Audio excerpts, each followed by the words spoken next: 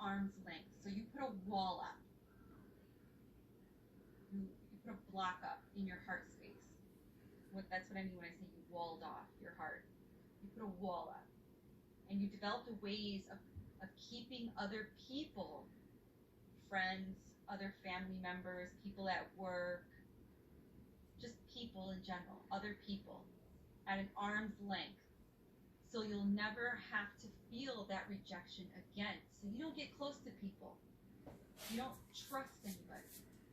You're very like, I don't know about that person. I don't know if I can trust you. Okay, you're iffy. Because you don't want to feel pain. You already know what that pain feels like. You don't want to feel more pain. But now you are struggling to form a healthy, close, romantic relationship.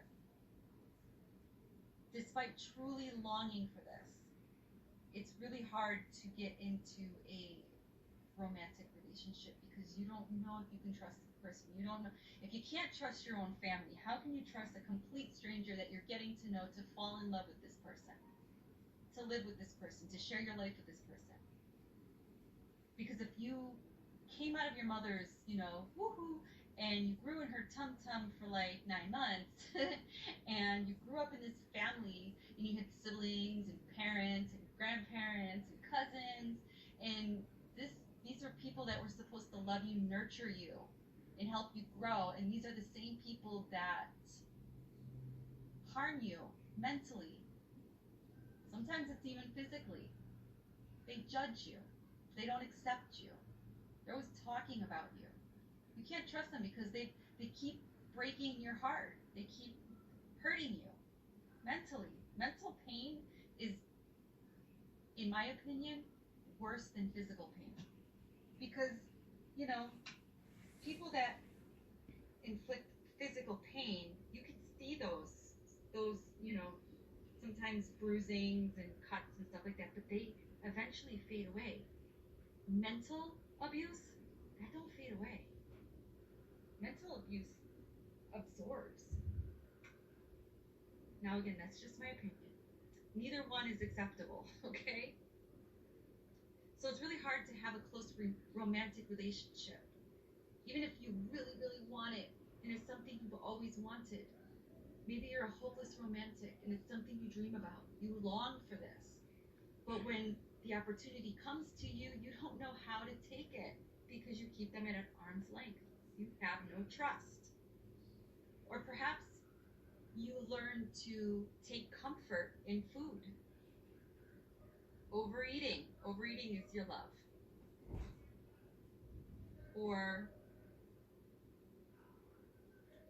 binging and purging to feel nourishment and control that you didn't otherwise feel from your family. And now your physical body, not to mention your health, is suffering because of it. Because you're not taking care of yourself. And you start to get fluffy in all the wrong places.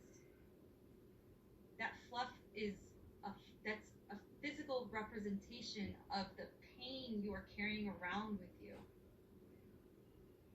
Maybe you developed a deep sense of rage and resentment that you were treated so unfairly, so unkindly.